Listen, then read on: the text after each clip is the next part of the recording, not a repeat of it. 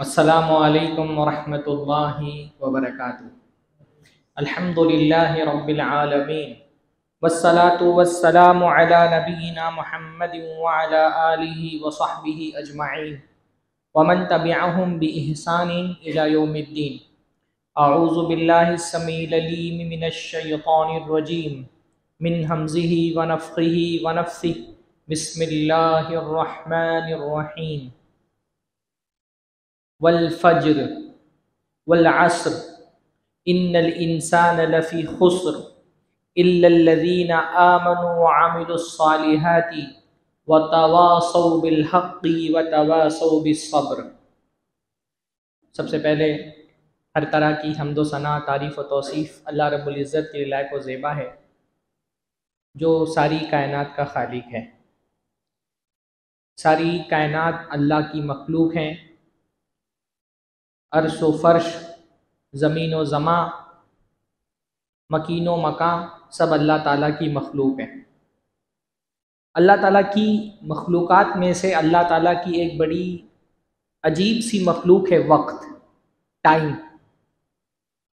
जैसे इंसान अल्लाह की मखलूक है, मकान अल्लाह की मखलूक है, वैसे ही ज़मान भी अल्लाह की मखलूक है, टाइम भी अल्लाह की मखलूक है। पर टाइम अल्लाह ताला की एक ऐसी मखलूक है कि आज तक इंसान उसको समझ नहीं पाया है। दुनिया में फ़िज़िक्स के बड़े बड़े माहिरीन का मुताले का मौजू रहा है टाइम और स्पेस। लेकिन ना ही इंसान आज तक स्पेस को अच्छे से समझ पाया है, ना ही टाइम को अच्छे से समझ पाया है। टाइम अल्लाह ताला की बड़ी अजीब मखलूक है। टाइम अल्लाह ताला की टाइम की बहुत सारी खुसूसियात अल्लाह ताला ने रखी हैं, उसमें से एक खुसूसियत ये कि टाइम बहुत तेज़ी के साथ गुज़रता है, इंसान को अंदाज़ा नहीं हो पाता। हम में से बहुत सारे लोग इस मजलिस में जो बैठे हैं 50 साल, 60 साल, 70 साल के होंगे। आप जब पीछे मुड़ करके अपनी ज़िंदगी देखते हैं तो आपको लगता है कि मैं अभी तो बच्चा था, अभी अपने माँ बाप के आगोश में था, अभी अब्बा की उंगलियां पकड़ करके चल रहा था, अभी जवानी की दहलीज पे कदम रखा था, अभी तो बच्चों को अपने गोद में खिला रहा था, अब इस उम्र में पहुंच गया हूं कि बच्चों को सहारा देने के बजाय बच्चे मेरा सहारा बने हुए। आदमी जो आने वाला टाइम होता है वो तो उसको लंबा लगता है, लेकिन जो गुजर चुका टाइम है ना, जब वो उसको देखता है तो उसको लगता है कि ये टाइम बहुत जल्दी गुजर गया। बहुत जल्दी मैं बचपने से जवानी की उम्र को पहुंचा, बहुत जल्दी जवानी ख़त्म हो गई और मैं बुढ़ापे की उम्र में दाखिल हो गया। हाँ, वो एक जॉन एलिया का एक शेर है, साल बा साल और एक लम्हा, कोई भी तो न इनमें बल आया, खुद ही एक दर पे मैंने दस्तक दी, खुद ही बच्चा समय निकल आया। साल इतनी तेज़ी से गुज़रते हैं, ज़िंदगी इतनी तेज़ी से कटती है कि इंसान को एहसास भी नहीं होता और वक्त रेत की तरह उसके हाथों से फिसल जाता है। अलवक्तो कसैफी इल्लम तक़ताअहु यक़ताअहु। सलफ़ कहा करते थे कि टाइम जो है वो तलवार की तरह है, अगर तुम इसको नहीं काटोगे ये तुमको काट देगा। बाद सलफ़ कहा करते थे कि मैंने वक्त की कद्र बाजार में बर्फ बेचने वाले एक आदमी को देख करके समझी। मैंने वक्त की अहमियत एक आदमी को देख करके समझी जो बाजार में बर्फ बेच रहा था। वो बाजार में बर्फ बेच रहा है और वो लोगों से फरियाद कर रहा था कि एक आदमी को खसारे से बचा लो जिसका सरमाया पिघलता जा रहा है। बर्फ बेचने वाला बर्फ लेकर के खड़ा है, जितना जल्दी खरीदने वाले उसका बर्फ खरीद लेंगे उतना वो मुनाफा में रहेगा, वरना वक्त उसके लिए नहीं ठहरेगा और वक्त जैसे जैसे गुजरेगा उसका बर्फ गलता जाएगा। ऐसे ही हमारी जिंदगी का ये बर्फ आहिस्ता आहिस्ता गल रहा है। हर आदमी के पास छोटा सा अरसा बचा है, इस अरसे में वो जितनी आखिरत की कमाई कर ले। बर्फ बेचने वाले को कम से कम ये एहसास होता है कि मेरे पास इतना बर्फ बचा है, पर हम में से किसी भी आदमी को ये पता नहीं है कि उसके पास जिंदगी का कितना बर्फ बचा है, कितना बर्फ पिघल चुका ये तो पता है, पर कितना बर्फ बचा ये हम में से किसी को नहीं पता। हर आदमी का दुनिया में एक काउंटडाउन जारी है, सबकी उल्टी गिनती जारी है। हर गुजरता वक्त हमारी जिंदगी को कम कर रहा है। हम आहिस्ता आहिस्ता, रफ्ता रफ्ता अपनी मौत की तरफ बढ़ रहे हैं। हर गुजरने वाला दिन हमको अपनी मौत से करीब कर देता है, और कितना करीब अपनी मौत के हम आ चुके हैं ये हमको, किसी को भी हमको नहीं पता है। ये वक्त, ये बहुत कीमती वक्त है। ये वो वक्त है जो अल्लाह ताला की नेमत है, ये वो सरमाया है जो अल्लाह ताला ने हमको दिया है। क़यामत के दिन इस सरमाए का जवाब अल्लाह ताला के हुजूर में देना है। जैसे कोई बाप अपने बच्चों को इन्वेस्टमेंट के लिए कुछ पैसा दे करके कारोबार करने को भेज देना कि इतना पैसा मैं तुमको देता हूँ, जाओ कारोबार करो और प्रॉफिट ला करके दिखाओ। अल्लाह ताला ने ऐसे ही दुनिया में वक्त का सरमाया दे करके हमको भेज दिया है। अल्लाह ने दुनिया में हमको क्या दिया है? वक्त दिया है। अल्लाह ने दुनिया में हमको वक्त दे करके भेजा है। ये जो हमारी जिंदगी है, ये जिंदगी असल में क्या है? ये वक्त है। जिंदगी को जब आप नापते हैं तो उसको पैमाइश के लिए कौन सा पैमाना इख्तियार करते हैं? जब किसी इंसान की जिंदगी को नापना होता है तो कैसे नापा जाता है? वक्त से ना। भाई ये इतने साल जिया, साल क्या है? वक्त है। ये इतने महीने जिया, ये इतने घंटे जिंदगी इसने गुजारी। जिंदगी असल में वक्त का नाम है।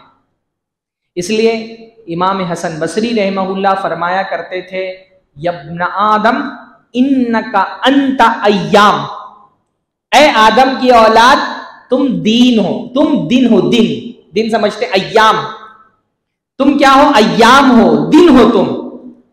जब तुम्हारी जिंदगी का एक दिन गुजरता है तो गोया कि तुम कुछ खत्म हो जाते हो। आहिस्ता आहिस्ता तुम खत्म हो रहे हो। जो तुम्हारे दिन खत्म हो रहे हैं ना, ये तुम्हारे दिन खत्म हो रहे, इसका मतलब तुम्हारी जिंदगी खत्म हो रही है। ये कुछ वक्त देकर के अल्लाह ताला ने हमको दुनिया में भेजा है, और कयामत के दिन इसी वक्त के बारे में अल्लाह रब्बुल आलमीन हमसे सवाल करने वाला है। कयामत के दिन 5 सवाल होंगे ना, उन 5 सवालों में से 2 सवाल मुस्तकिल इंसान के वक्त के बारे में होंगे। कौन से 5 सवाल होंगे? किसको पता है? कयामत के दिन 5 सवाल कौन से होंगे? हाँ, मिल करके जवाब दे दीजिए। पहला, भाई पेपर आउट है फिर भी अगर पता ना हो कि सवाल क्या आने वाला है, तब तो ये बहुत अफसोस की बात होगी। पहला क्या है? नहीं, 5 सवालात। अल्लाह के नबी ने फरमाया, ला तज़ूलु क़दम इब्न आदम हत्ता युसअल अन खम्स।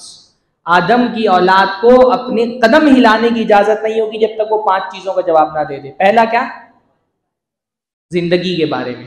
पहला सवाल, अन उम्रिही फीमा अफना, उसकी उम्र के बारे में पूछा जाएगा, उम्र कहां गुजारी। दूसरा, उसने जवानी कहां गुजारी। 2 वक्त सवाल, 2 सवालात वक्त के बारे में होंगे। उम्र का मतलब वक्त, और वक्त में खुसूसी वक्त कौन सा वक्त? जवानी का वक्त। 2 सवाल माल के बारे में होंगे, माल कहां से कमाया, कहां खर्च किया। और एक सवाल इल्म के बारे में होगा कि जो जानता था उस पर अमल कितना किया। ये वक्त, इसके बारे में अल्लाह ताला के हुजूर में हमको जवाब देना है। जो जन्नत में जाएंगे वो जन्नत में क्यों जाएंगे? कि दुनिया में मिले हुए वक्त का उन्होंने सही इस्तेमाल किया। अल्लाह ने कुरान मजीद में फरमाया, फ़अम्मा मन ऊतिया किताबहू बियमीनी, जिस आदमी को उसका नामा अमाल दाएं हाथ में दिया जाएगा, मतलब जन्नती, वो खुश हो जाएगा, वो खुश हो जाएगा। उससे कहा जाएगा, जाओ जन्नत में मजे करो, कुलू वशरबू हनीअम बिमा अस्लफ्तुम फिल अय्यामिल खालिया, मजे लेकर के खाओ पियो, टेंशन से फ्री होकर के। क्यों? क्योंकि अय्यामुल खालिया, जो गुजरे हुए दिन थे उसमें जो तुमने मेहनत की, उस वक्त को जो अल्लाह ताला ने तुमको दिया था, तुमने इबादत में लगाया, दावत में लगाया, दीन के लिए सर्फ किया, उसका नतीजा क्या है कि आज तुमको जन्नत में दाखिला मिल रहा है। और जो जहन्नम में जाएगा वो अल्लाह ताला से जन्नत नहीं मांगेगा। जहन्नमी अल्लाह ताला से जन्नत नहीं मांगेंगे, जहन्नमी अल्लाह ताला से वक्त मांगेंगे। अभी इस वक्त की हमको कदर नहीं है ना, ये जाय हो रहा है बाजारों में, चाय की दुकानों में, सोशल मीडिया पर, इंस्टाग्राम पे, फेसबुक पे, यूट्यूब पे, रील्स देखने में, क्रिकेट खेलने में, दुनिया भर की खुराफात में इसको जाय कर रहे हैं। कल कयामत के दिन जब जहन्नम में जाएगा इंसान तो अल्लाह ताला से जन्नत नहीं मांगेगा। उसको पता है कि जन्नत मांगने से नहीं, अमल से मिलती है। और अमल के लिए क्या चाहिए? अमल के लिए वक्त चाहिए। अल्लाह रब्बुल आलमीन से जहन्नमी जहन्नम में कहेंगे अल्लाह ताला थोड़ा सा वक्त और दे दे ताकि हम नेक अमल करके जन्नत में जा सकें। अल्लाह ताला कहेगा अवलम नुअम्मिरुकुम मा यतज़क्करु फीही मन तज़क्कर, तुमको इतनी उम्र दी थी जिसमें नसीहत हासिल करने वालों ने नसीहत हासिल कर ली। बल्कि जहन्नमी में नहीं, जब दुनिया में एक जालिम पर फरिश्ते मौत के मुसल्लत होते हैं और उसकी जान निकाली जाती है तो वो क्या कहता है, क्या मांगता है अल्लाह से? अखिरनी इला अजलिन करीब, अल्लाह ताला थोड़ा सा टाइम और दे दे, हाँ थोड़ा सा वक्त और दे दे। अस्सद्दक़ व अकुम मिनस सालिहीन, मैं सदका करके सालिहीन में हो जाऊंगा। अल्लाह ताला ने आज आपको ये वक्त दिया है, इस वक्त की कदर करें, खास तौर पे जिनको अल्लाह ताला ने अभी जवानी का वक्त दिया है। उमूमी तौर पे अल्लाह रब्बुल आलमीन बंदे से उसके वक्त के बारे में सवाल करेगा, खुसूसी तौर पे ये जो जवानी का वक्त मिला है इसके बारे में अल्लाह रब्बुल आलमीन सवाल करेगा कि जवानी कहाँ गुजारी। जवानी का वक्त इंसान की कुव्वत और निशात का वक्त होता है। अल्लाह ताला ने इंसान के अंदर जो नफ्स रखा है उसकी शावतें भी पीक पर होती है और उसकी जिस्मानी कुव्वत भी आला तरीन होती है। ये वक्त पूरी जिंदगी इम्तिहान है। जवानी खुसूसी तौर पे इम्तिहान का सबसे मुश्किल मरहला है। पूरी जिंदगी इम्तिहान है। अल्लाह ने फरमाया हमने जो तुमको जिंदगी दी है, अल्लज़ी खलक़ल मौत वल हयाता लियब्लुवकुम, अल्लाह ने मौत और जिंदगी दी है, वो तुमको आजमा रहा है। पूरी जिंदगी अल्लाह ताला की तरफ से इम्तिहान है।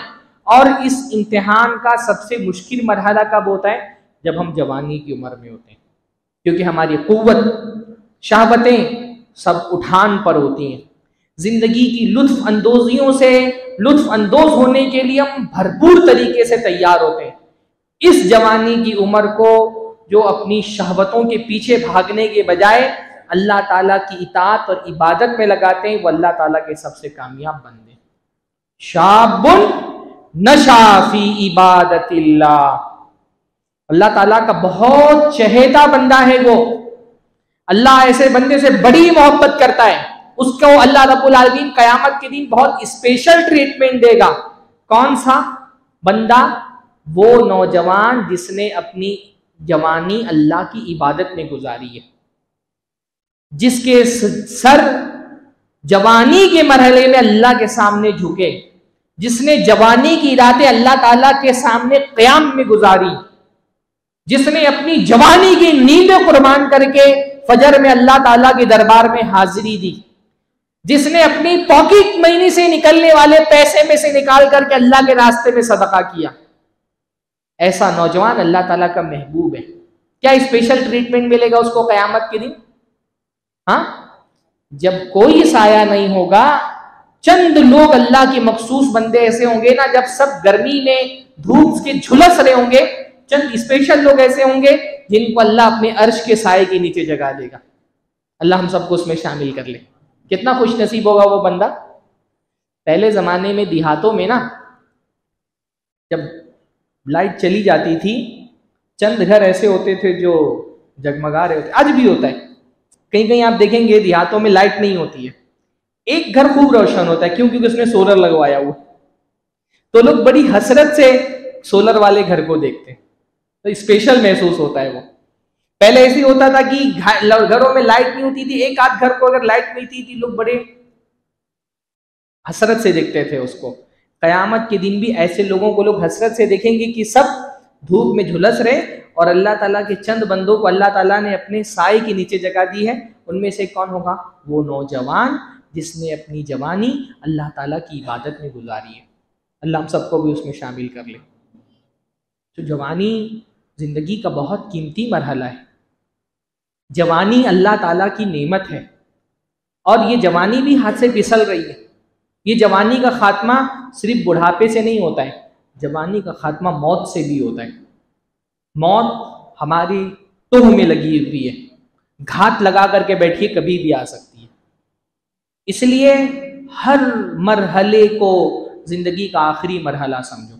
ये मत सोचो कि जवानी में अगर कुछ कोताही हो भी गई तो बुढ़ापे में अल्लाह से तौबा तलाफ़ी करके मामले को ख़त्म कर लेंगे। हमको नहीं पता कि हमारी जवानी का अख्तिताम बुढ़ापे पर होगा। बहुत सारे जवान ऐन जवानी की ज़िंदगी में वफ़ात पा गए, ज़िंदगी उनकी ख़त्म हो गई। मौत कब आ करके हमको पकड़ ले कोई भरोसा है? हाँ, दुनिया के जो हादसात होते हैं, इन हादसात में आपको कौन गारंटी दे सकता है कि आपकी मौत का वक्त कब आने वाला है? ये जवानी, इसको गनीमत समझो। अल्लाह के नबी ने फरमाया 5 चीज़ों को 5 चीज़ों से पहले गनीमत जानो। गनीमत जानने का मतलब क्या होता है? इग़तनिम खमसन कब्ला खमसिन हयातक कब्ला मौती। अपनी ज़िंदगी को अपनी मौत से पहले गनीमत जानो। मौत तुम्हारा पीछा कर रही है, वो कभी भी आ सकती है। ये दुनिया भर के जो हादसात होते हैं ना, इनसे नसीहत हासिल करो। मुमकिन है कि इन्हीं में से किसी एक हादसे में तुम्हारा नाम हो, किसी हादसे में मेरा नाम हो। बड़ी बड़ी शख्सियतें आप देखें, अभी अहमदाबाद में प्लेन क्रैश का हादसा हुआ। हाँ, जो लोग इस प्लेन में बैठे थे उनकी ज़िंदगी की किस्से पढ़िए। हाँ, उन्होंने कितने ख्वाब देखे हुए थे, ज़िंदगी की क्या प्लानिंग थी, क्या क्या उन्होंने लाएहमल तैयार करके रखा हुआ था। बुढ़ापे तक का आदमी प्लानिंग करके रखता है, अपनी नस्लों के लिए तैयारी करके रखता है। पर इंसान की हालत यही है ना, सामान 100 बरस का है, पल की खबर नहीं। हम बुढ़ापे की भी प्लानिंग करके रखते हैं कि रिटायरमेंट के बाद ये करना है। हमको नहीं पता होता है कि हमारी जवानी भी तकमील के मरहले तक नहीं पहुंचने वाली है। कैसी हसीन हसीन जिंदगियां, माँ बाप बच्चे, पूरा का पूरा खानदान एक साथ खत्म हो गया प्लेन क्रैश में। ये हादसात अपनी जगह पर अल्लाह रब्बुल आलमीन की तरफ से हमारे लिए एक इबरत का निशान भी होते हैं। ऐसे किसी हादसे में मुमकिन है तुम्हारा नाम भी लिखा। जो लोग उस प्लेन में बैठे थे उनको पता था कि ये सफर उनकी जिंदगी का आखिरी सफर है। ये प्लेन उनको लंदन नहीं लेकर के जा रहा, बल्कि इस दुनिया से आखिरत की मंजिल की तरफ लेकर के जा रहा है। उनको पता था।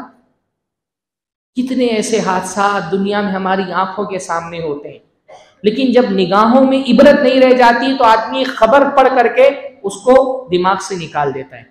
इबरत हासिल करने वाली निगाहें इन वाकयात में अल्लाह ताला का फैसला और अल्लाह रब्बुल आलमीन का पैगाम पढ़ती हैं। भाई, नबूवत के जरिए से जो पैगाम आ रहा है ना, वो तो खत्म हो गया, पर ईमान वाले बंदा ना वाकयात को डिकोड करता है। उसको समझता है कि इन वाकयात में भी अल्लाह ताला ने कोई पैगाम मेरे लिए रखा है। इसको डिकोड करोगे तो समझ में आएगा कि अल्लाह ताला ने ये पैगाम तुमको दिया कि मौत किसी को कभी भी आ सकती है। कितने ऐसे हादसा, अभी देखिए आपके गुजरात में मोरबी का पुल गिरा था, है ना, एक पुल गिरा था, 100 के करीब लोग मारे गए थे उसमें। जो लोग उस पुल पर चढ़े थे उनको पता था कि इस पुल को पार करना उनके नसीब में नहीं लिखा है। आदमी अपनी तैयारी खूब करता है। मैंने अभी जल्दी अखबार में एक खबर पढ़ी, बेंगलोर में एक IT कंपनी का CEO, उसने 2 करोड़ रुपए की वॉल्वो की एक कार खरीदी। वॉल्वो की कार जानते हैं ना, जैसे वॉल्वो की बसें चलती हैं, वॉल्वो की खुसूसियत क्या है? तमाम मोटर की कंपनियों में वॉल्वो एक ऐसी कार की कंपनी है जो अपनी सेफ्टी के लिए मशहूर है। दुनिया की सबसे सेफ कारें वॉल्वो की कारें होती हैं। ये जो सीट बेल्ट वाला फीचर है ना, ये सबसे पहले वॉल्वो ने मुतारफ कराया था। 2 करोड़ की एक ऐसी कार खरीदी जिसके बारे में वॉल्वो की ये ये गारंटी थी कि आज तक इस कार में कोई भी हादसे का शिकार होकर के मरा नहीं है। इतनी सेफ कार खरीदी उसने, 2 करोड़ लगा करके खरीदी। क्यों? उसको अपनी जिंदगी प्यारी थी। बेंगलोर का बंदा था, अपनी बीवी के साथ अपने बच्चों के साथ और अपने माँ बाप के साथ। SUV कार थी वो बेंगलोर से अपने गांव जा रहा था। सड़क पर एक ट्रेलर उसके बगल से गुजरा, ट्रेलर के आगे एक कोई गाड़ी थी, उस गाड़ी ने अचानक ब्रेक मारा, जो ट्रेलर के आगे वाली गाड़ी थी। ट्रेलर वाले ने भी उसकी ब्रेक को देख करके ब्रेक मारा। जब तक ट्रेलर वाले ने ब्रेक मारा, उसका ट्रेलर जो है वो लड़खड़ाने लगा और वो पूरा सामान से भरा हुआ ट्रेलर उसकी वॉल्वो की कार पे गिर गया। एक भी इंसान उस वॉल्वो में वाकई नहीं बचा। आदमी ने अपने लिए कितनी तैयारी करके रखी थी। आप सेफ्टी के कितनी भी फीचर इख्तियार कर लें, जब अल्लाह ताला ने आपकी मौत रखी है, वो मौत आ करके आपको पकड़ लेगी। हाँ, वलो कुंतुम फी बुरूजिन मुशय्यदा, कुरान मजीद कहता है कि तुम जबरदस्त किस्म के किलों में भी अपने आप को बंद कर लो, मौत अगर अल्लाह ने लिखी है तो मौत उस किले में आकर के भी तुमको पकड़ लेगी। मौत से किसको रुस्तगारी है?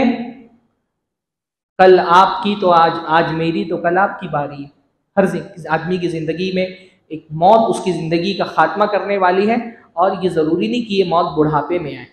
कितने बूढ़े लोग जिनके बारे में ये लगता है बीमारी में कि खत्म हो जाएंगे, अल्लाह उनको लंबी उम्र देता है, और कितने सारे जवान लोग जिनकी लंबी उम्र की तवक्को की जाती है, उनकी मौत की खबरें हम सुनते हैं, किसी हादसे की खबर हम सुनते हैं। हमारे अजीज दोस्त शेख सलाउद्दीन रियाजी, आप लोग उनसे वाकिफ हैं। हाँ, कैसा अजीब हादसा, एक आदमी की जिंदगी लम्हे भर में कैसी पलट जाती है, किसी को कुछ पता है? ऐसे किसी हादसे में मुमकिन है मेरी मौत लिखी हो, आपकी मौत लिखी हो। तो जवानी का खात्मा सिर्फ बुढ़ापे पर नहीं होता है, जवानी का खात्मा मौत के साथ भी हो सकता है। अल्लाह ताला ने ये कीमती जिंदगी का वक्त जवानी की सूरत में जो आपको दिया है, इसकी कद्र करें। सबसे पहली चीज मुझे मौजू दिया गया है नौजवानों की दीनी और कौमी जिम्मेदारियां। सबसे पहली जिम्मेदारी यही है कि नौजवान अपनी नौजवानी की कद्र को समझें, अपने मकाम को समझें, अपनी वक्त की वैल्यू को समझें। जो वक्त की कदर करता है, क़यामत के दिन अल्लाह रब्बुल आलमीन ने उसी के लिए कामयाबी रखी है। वक्त बहुत कीमती चीज है, इसलिए कुरान मजीद में आप देखेंगे अल्लाह ताला ने कुरान मजीद में सबसे ज्यादा कसम वक्त की खाई है। वल अस्र, कसम है जमाने की। वल्लैली, कसम है रात की। रात क्या है? वक्त का एक हिस्सा है। वस्सुबही, कसम है सुबह की। वद्दुहा, कसम है चाश्त की। वल फजरी, कसम है फजर की। कुरान मजीद में अल्लाह ने सबसे ज्यादा वक्त की कसम खाई है। वल अस्र, कसम है जमाने की। इन्नल इंसान लफी खुस्र, सारे के सारे इंसान खसारे में। ये खसारे वाली बात करते हुए अल्लाह ने खुसूसी तौर पे वक्त की कसम क्यों खाई? क्योंकि इंसान खसारे में होगा या नुकसान में होगा, ये इससे तय होगा कि इंसान ने अपना वक्त कहां गुजारा है।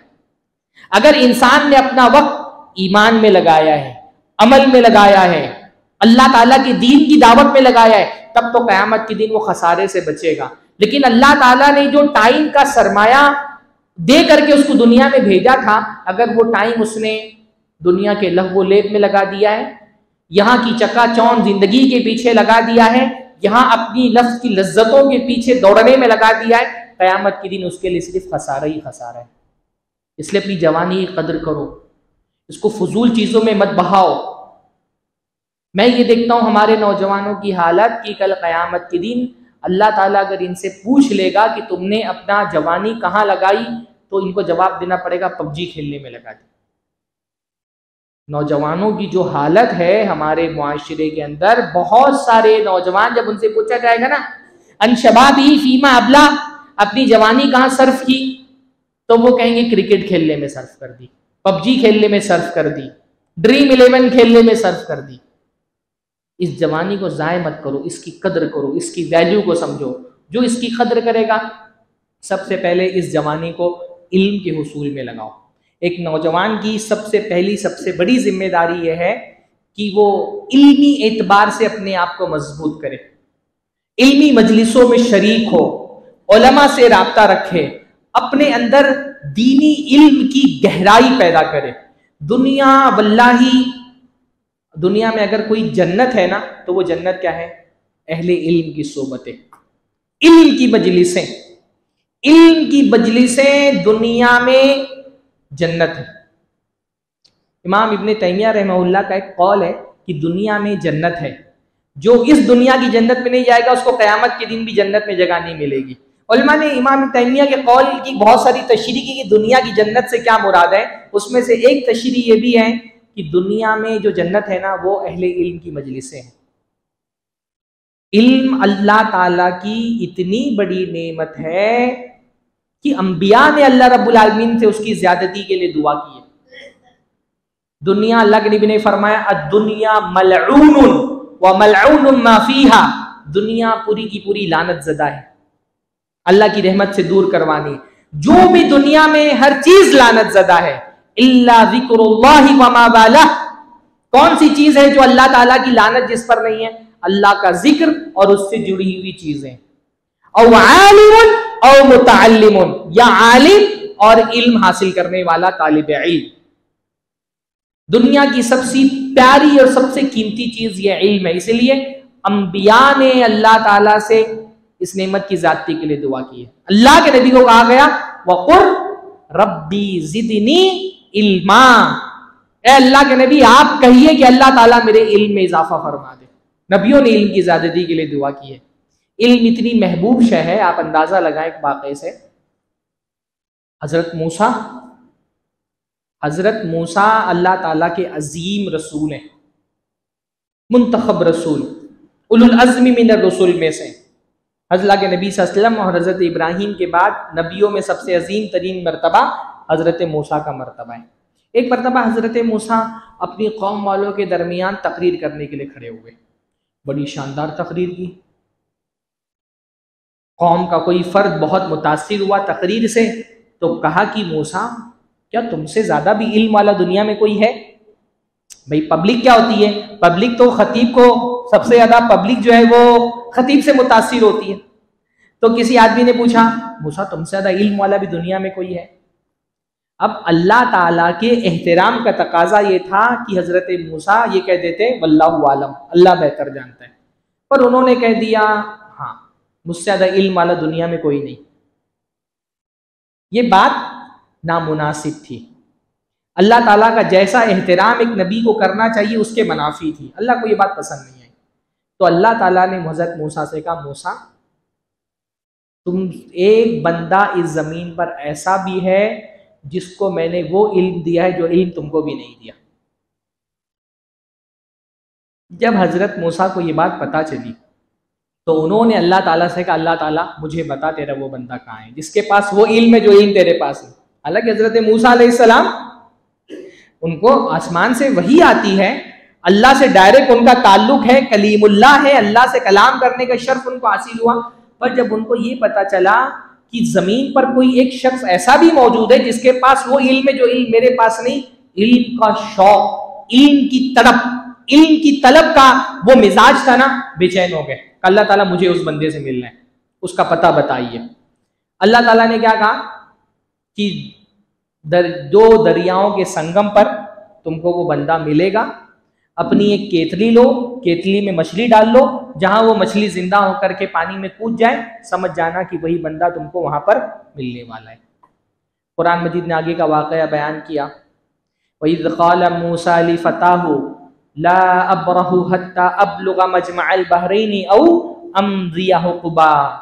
मूसा ने अपने साथी यूशा बिन नून से कहा चलो मिलने चलते हैं उस बंदे से, मैं उस बंदे से मिलकर के रहूंगा चाहे मुझे सैकड़ों साल, हुकुबा एक हुक्बा 80 साल का होता है, हुकुब का मतलब होता है सैकड़ों साल, अगर मुझे सैकड़ों साल चल करके जाना पड़े तो भी मैं उस बंदे से मिल करके रहूंगा जिसके पास वो इल्म है जो मेरे पास नहीं, लेकर के चले। मुफस्सिरीन ने आयत की तफसीर में लिखा है कि हजरत मूसा उस बंदे से मुलाकात करने के लिए कहां पर गए? जहां दो दरियाओं का संगम था। अब मिस्र में तो कहीं दो दरियाओं का संगम नहीं है। मिस्र के करीब तरीन जगह जहां दो दरिया आपस में मिलते हैं वो सूडान का एक शहर है खुर्तूम। मिस्र से सूडान पैदल चल करके गए, यानी तकरीबन 1000 किलोमीटर से ज्यादा का लंबा सफर पैदल तय किया। किस लिए? माल जायदाद हासिल करने के लिए, ओहदा मनसब हासिल करने के लिए नहीं, जब हजरत खजीर से मिले वहां जाकर के तो क्या कहा, हल अत्तबिउका अला अन तुअल्लिमनी मिम्मा उल्लिमत रुश्दा, कि खजीर क्या मैं आपकी पैरवी करूं, आपके साथ चलूं, ताकि जो इल्म अल्लाह ने आपको दिया है वो इल्म मैं भी आपसे ले सकूं। आप सोचें, नबी होने के बावजूद इल्म का कितना शौक है कि 1000 किलोमीटर सफर तय करके जा रहे हैं एक बंदे से वो इल्म हासिल करने के लिए जो उनके पास नहीं है। हमारे यहाँ अहले इल्म की मजलिसें लगती हैं, हम अपने घर से निकल करके मस्जिद में नहीं आ पाते, साल भर हफ्ते भर दुरूस में शरीक नहीं होते हो अपनी जगह पर, जुम्मा के खुतबे में 40-50 मिनट देना होता है दीन का इल्म हासिल करने के लिए, लेकिन लोग घड़ी देख करके ऐसे टाइम पे घर से निकलते हैं कि 5 मिनट से ज्यादा कहीं खतीब का खुतबा ना सुनना पड़े। इसलिए हमारे नौजवानों में कोई इल्मी शौक क्योंकि है नहीं, तो इल्म के मामले में उनका लेवल इंतहाई गिरा हुआ है। कहने को हम अहले हदीस हैं, कहने को हम मुसलमान हैं, लेकिन आप ज़रा अपने घर से बाहर निकलें, मुस्लिम माशरों का जायज़ा लें, मुस्लिम नौजवान की इल्मी हालत चेक करें, मुस्लिम ख़वातीन की इल्मी हालत चेक करें, वल्लाही उनके इल्म का लेवल देख करके आपको अफसोस होगा। मैं गारंटी से कहता हूँ ना, आप किसी मुस्लिम स्कूल के बाहर खड़े हो जाएं, वो आजकल सोशल एक्सपेरिमेंट होता है ना, हाँ यूट्यूब वाले करते हैं, माइक लेके खड़े हो जाते हैं, कुछ सवाल करते हैं, मैं गारंटी से बोलता हूँ 90% मुसलमान आपको ला इलाहा इल्लल्लाह का सही तर्जमा नहीं बता पाएंगे, गारंटी देता हूँ मैं। ला इलाहा इल्लल्लाह का सही तर्जमा नहीं आता है। क्या होता है बेटा, ला इलाहा का मतलब क्या होता है? हाँ, क्या मतलब होता है उसका? अच्छा, आप बताओ ला इलाहा इल्लल्लाह का मतलब क्या होता है?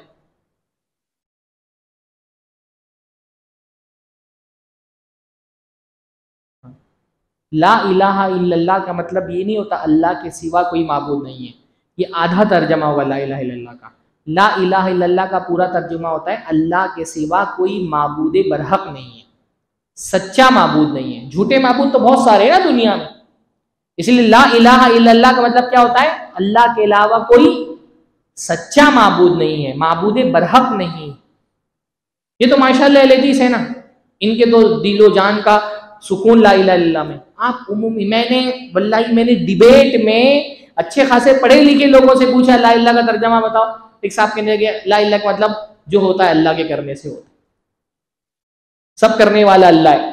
डिबेट में आज सामने वाला एक मसलक की नुमाइंदगी में मुझसे मुनाजरा करने आया, उसको ला इलाहा इल्लल्लाह का तर्जमा नहीं आता, इस्लाम के अरकान नहीं पता, ईमान के अरकान। अभी 1 हफ्ते पहले का वाकया, एक बंदा मुझसे बहस करने के लिए आया हदीस अम्मार पे, उससे मैंने पूछा ईमान के अरकान कितने, तो बोलता है तौहीद, उसको ईमान के अरकान नहीं पता, बहस करने के लिए आया हदीस अम्मार पे।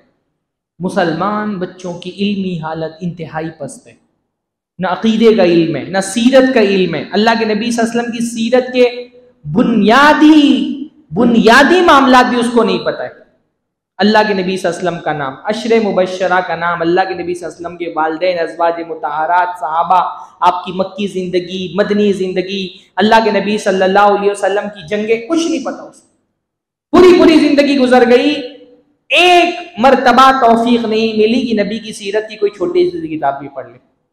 दावे हम बड़े बड़े करते हैं, हम अल्लाह के नबी के लिए जान कुर्बान करने की बात करते हैं, पर अमली सूरत हाल यह है कि अगर कोई किसी मुस्लिम नौजवान को 5 मिनट खड़ा कर दे कि खड़े हो जाओ और 5 मिनट खड़े होकर के अल्लाह के रसूल की सीरत बयान करो, आपके कमालात और आपके सिफात का बयान करो, कितने नौजवान आपको ऐसे मिलेंगे जो 5 मिनट खड़े होकर के रसूल की सीरत का बयान कर सकते हैं, अपने रसूल को इंट्रोड्यूस करा सकते हैं। आप सल्लल्लाहु अलैहि वसल्लम का इंट्रोडक्शन किसी गैर मुस्लिम के सामने 5 मिनट इंट्रोडक्शन पेश कर सकते हैं अल्लाह के रसूल का। कितने फीसद नौजवान ऐसे, कितनी फीसद मुसलमान खवातीन ऐसी हैं? ना हमारे पास दीन के अकायद का इल्म है, ना हमारे पास अल्लाह के नबी की सीरत का इल्म है, ना फ़िक़ही मसाइल हम जानते हैं, ना हम अखलाक और अखलाकी तालीमात से हमारे दीन के वाकिफ़ हैं। हाँ, इस वक्त मुस्लिम नौजवानों की सबसे बड़ी जिम्मेदारी यह है कि अपने दिल के अंदर इल्म का शौक पैदा करो, इल्म का जज्बा अपने अंदर पैदा करो। एक मोमिन अपनी आखिरी लम्हे तक, अपनी आखिरी सांस तक तालिब इल्म रहता है, मरने तक के उसके इल्म का शौक खत्म नहीं होता। एक मरतबा अहमद इब्न हंबल का नाम आपने सुना होगा, अहले सुन्नत वल जमात के अकीदे के इमाम हैं। उनके ज़माने में खल के कुरान का फितना उठा तो बादशाह ने उनको कैद करके जेल में डाल दिया। बादशाह कहता था कुरान अल्लाह की मखलूक है, इमाम अहमद इब्न हंबल कहते थे नहीं, कुरान अल्लाह का कलाम है, अल्लाह का कलाम अल्लाह की सिफत होती है, अल्लाह की सिफत मखलूक नहीं होती, कुरान मखलूक नहीं है। बहुत आजमाइशें आई। एक मरतबा बादशाह ने दबाव डालने के लिए अहमद इब्न हंबल पर, अहमद इब्न हंबल को अपने दरबार में तलब किया और अहमद इब्न हंबल के साथ मजीद 2 कैदियों को दरबार में तलब किया गया। बादशाह का दरबार लगा हुआ है, उसके हवारी मवारियों ने घेरा हुआ है उसको, और बीच में अहमद इब्न हंबल हैं, उनके साथ उनके 2 साथी कैद करके जो बंद किए गए थे दरबार में हाजिर किए गए। बादशाह ने जल्लाद को बुलाया, जल्लाद तलवार लेकर के आया। बादशाह ने अहमद इब्न हंबल के साथ आए हुए कैदी का हुक्म दिया कि इसका सर कलम कर दो। जल्लाद ने सर कलम कर दिया। भरी मजलिस में एक का सर कलम किया, बादशाह ने कहा दूसरे कैदी का सर कलम करो। जल्लाद उठा, उसने दूसरे कैदी का सर कलम कर दिया। तीसरी बारी किसकी है? तीसरी बारी किसकी है? अहमद इब्न हंबल की। अपनी आंखों के सामने अपने 2 साथी कैदियों को कत्ल होता हुआ देख रहे हैं। अभी कत्ल हो ही रहे थे, ये दूसरा कैदी, उनकी नज़र दरबार में खड़े हुए एक आदमी पे पड़ी, उसको देख करके पहचान गए अहमद इब्न हंबल। अहमद इब्न हंबल ने एक आदमी को देख करके कहा, तुम इब्ने दुआद अश-शाफ़ई हो, इमाम शाफ़ई के शागिर्द हो? उसने कहा हाँ। कहा अच्छा ये बताओ, क्या मौज़ू पर मसा के बारे में तुम्हारे पास इमाम शाफ़ई का कोई कौल है? नहीं समझे? भरे दरबार में उनके 2 साथियों को कत्ल किया गया है, तीसरा नंबर इनका है। हाँ, हम अगर इस सूरत हाल में हो, हम पर तो मौत की गशी तारी हो जाए, मरने से पहले हम मर जाएं। इल्म का ऐसा शौक है कि मौत सामने खड़ी है। इमाम शाफ़ई के एक शागिर्द को देख करके पहचान लिया, कहा तुम इब्ने दुआद शाफ़ई हो, क्या मौज़ू पर मसा के बारे में तुम्हारे पास इमाम शाफ़ई का कोई कौल है? उन्होंने कोई फतवा दिया है तो मुझे बता। ऐसा इल्म का शौक होता था सलफ में। हाँ, इमाम तबरी रहमहुल्लाह, वफात का वक्त करीब है, जो मुआलिज हैं हकीम, उन लोगों ने कहा है इनकी जिंदगी की कोई उम्मीद बाकी नहीं बची है। लोग जियारत के लिए, आयादत के लिए आ रहे हैं। एक बड़े आलिम आयादत के लिए आते तो उनको थोड़ा सा होश है, तो कहते मुझे मीरास के फला मसले का हल बताओ। तो जो आलिम थे उन्होंने कहा बिस्तरे मर्ग पे पड़े हुए हो, मौत तुम्हारे सामने खड़ी है, तुमको मीरास का ये मसला सीख करके क्या करना है? मीरास का ये मसला सीख के क्या करोगे? जिंदगी तो तुम्हारी एकदम इख्तिताम पर है। कहा वल्लाही मैं इस मसले से जाहिल मरूं, ये मुझे महबूब है कि मैं ये मसला सीख करके मरूं। एक मुसलमान अपने जिंदगी के आखिरी लम्हात तक तालिबे इल्म रहता है। इसीलिए पहली जिम्मेदारी आप नौजवानों की यह है कि इल्म का शौक अपने दिल के अंदर बेदार करें। और इल्म के शौक का मतलब तकरीरें सुनना नहीं होता। हमारे यहाँ नौजवानों का बहुत बड़ा मसला है, उनको इल्म का शौक नहीं है, उनको तकरीरें सुनने का शौक है। तकरीरें भी कौन सी? जो ज़्यादा से ज़्यादा तफरीह फराहम कर सकें। ये हमारे माशरे का बहुत बड़ा मसला बन गया है कि हमको इल्म भी हासिल करना है ना, तो तफरीह के फॉर्मेट में हासिल करना है। हम ऐसे मुकर्रिर को खुसूसी तौर पे सुनते हैं जो इंटरटेन करें हमको, जिसकी तकरीर सुनने में मजा आए। आजकल तकरीर के बाद भी लोग इसी तरह के कमेंट पास करते हैं, मौलाना आज तकरीर सुनी बड़ा मजा आया, आज तकरीर सुनी मजा नहीं आया। हम चाहते हैं कि हमारे खतीब हमको इल्म देने के बजाय हंसाएं। हाँ, आजकल मैं यूट्यूब पर देख रहा हूं फला मौलाना की फनी क्लिप। आजकल ये इल्म सीखने के मामले में भी मजाक और कॉमेडी का एक दौर शुरू हो गया है। लोगों को तकरीर में इल्म नहीं चाहिए, कॉमेडी चाहिए। हाँ, कॉमेडी। इसलिए हमारे स्टेजों पर वो खतीब सबसे ज्यादा कामयाब है जो सबसे अच्छी कॉमेडी कर लेता है। जो जितना इंटरटेन करे उसका रेट उतना ही हाई है, उसकी रेटिंग उतनी ही हाई है। तफरी इतना बड़ा हमारे लिए मकसद बन गया है कि तकरीरों में तफरी हासिल करने के लिए हम अपने अकीदे को भी दांव पर लगा देंगे। लोग मुफ्ती तारिक मसूद को सुन रहे, क्यों? बड़ा मजा आता है सुनने में। डॉक्टर असरार को सुन रहे, क्यों? बहुत मजा आता है सुनने में। ये हैदराबाद का एक कोई नक्शबंदी मौलवी है, कबर परस्त, उसको सुन रहे हैं, क्यों? बहुत मजा आता है सुनने में, बहुत कॉमेडी करता है। तफरी हमारे लिए इतना अहम हो गई है कि उसके लिए अगर अपने अकीदे को भी रिस्क में डालना पड़े ना, डाल देंगे हम। ये मुनासिब तरीका नहीं है। इल्मी मजलिसें तफरी के लिए नहीं होती हैं, उसके लिए तो सब्र करना पड़ता है, अपना वक्त कुर्बान करना पड़ता है, अपनी नफ्स को कुर्बान करना पड़ता है। इसलिए संजीदा इल्मी मजलिसों का हिस्सा बनिए, किताबें पढ़िए। आप माशाअल्लाह आपके यहाँ अहले इल्म है, अकीदे की किताबें पढ़िए। हाँ, अकीदा कोई अहले हदीसों के साथ ये बहुत बड़ा मसला है कि हम समझते हैं हमने अकीदा सीख लिया, तौहीद हमने सीख ली, अब हमको मजीद अकीदे पे कुछ पढ़ने की जरूरत नहीं है। वल्लाही अकीदा कोई कोर्स नहीं है कि एक मरतबा आपने मुकम्मल कर लिया, खत्म। तौहीद तो एक ऐसा इल्म है जिसको जिंदगी भर दोहराना है, एक ऐसा सबक है जिसकी जिंदगी भर तकरार करनी है। अल्लाह के नबी सल्लल्लाहु अलैहि वसल्लम ने सिर्फ मक्का में मुसलमानों को तौहीद सिखा दी और उसके बाद खत्म कर दिया, ऐसा हुआ नहीं। तौहीद की आयतें तो मक्का में भी नाजिल हुई, मदीना में भी नाजिल हुई। तौहीद एक पेड़ है जिसको मुसलसल इल्म का पानी देना पड़ता है। अगर आप उसको इल्म का पानी नहीं देंगे ना तो वो पेड़ मुरझा जाएगा। मुसलसल अकीदे का इल्म हासिल करना है आप लोगों को। संजीदा इल्मी मजलिसें माशाअल्लाह बाज़ शहरों में बाज़ मशाइख की तरफ से ये एक बहुत अच्छी पेशामद हुई है कि अब बाकायदा इल्मी हलकों में अकीदे की किताबें पढ़ाई जा रही हैं। आप अपने शहर में भी शुरू करें, आपके पास अहले इल्म मौजूद है माशाअल्लाह, और ऑनलाइन भी आपके लिए एक अच्छा दुनिया खुली हुई है अकीदे का इल्म हासिल करने के लिए। हाँ, आप ही के सूबे के शेख अबू रिजवान मोहम्मदी हफीज़हुल्लाह हैं, अकीदे के माहिर तरीन आलिम है। उनकी अकीदे की किताब पर मुख्तलिफ दुरूस अल्हम्दुलिल्लाह यूट्यूब पे मौजूद है। खासतौर पे मरकज़ इमाम बुखारी में मुसलसल उनके जो मुख्तलिफ अकीदे की किताबों के दुरूस मौजूद है। एक एक सबक पढ़िए उनकी मजलिस में हाजिर होकर के। पूरा वर्कशॉप बहुत सारी मजलिसों में रखा जाता है, एक दिन का वर्कशॉप अकीदे की किताब लेकर के। इल्मी मजलिसें कायम करिए। तकरीरें तो तफरी का जरिया बनी हुई हमारे यहाँ पर, तकरीरें सुन करके इल्म के बजाय लोग तफरी हासिल कर रहे हैं। संजीदा इल्मी मजलिसें, आप किताब तौहीद पढ़िए, उसूल सलासा पढ़िए, कश्फ शुबहात पढ़िए। हिंदुस्तान के उलमा ने अकीदे पे जो किताबें लिखी हैं, तक़वियतुल ईमान पढ़िए, रद्द अक़ाइद बिदिया, तरदीद हाज़िर व नाज़िर। अहले इल्म की मजलिस में हाजिर होकर के अपने अंदर इल्म की गहराई पैदा करिए। कुरान की तफसीर की मजलिसों में शामिल हों, हदीस की शुरूहात की मजलिसों में शामिल हों। मुख्तलिफ लोग अरबी ज़बान की ग्रामर की तालीम दे रहे हैं, अरबी ज़बान सीखिए। अरबी ज़बान सीखेंगे तो कुरान से आपका ताल्लुक मजबूत होगा। तो इल्म की गहराई अपने अंदर पैदा करिए, सतही इल्म मत हासिल करिए। अहले हदीस अवाम की भी पहचान ये होती है कि उनका इल्मी मेयार दूसरे मसलक के उलमा से अच्छा होता है अल्हम्दुलिल्लाह। वक्त दीजिए इल्म को अपने लिए, तो पहला काम इंशाअल्लाह ताला ये करना है। दूसरा, एक नौजवान की, मुसलमान नौजवान की खुसूसी उसके किरदार का कमाल और उसकी खूबी होती है कि वो इबादतों में अपना वक्त लगाता है।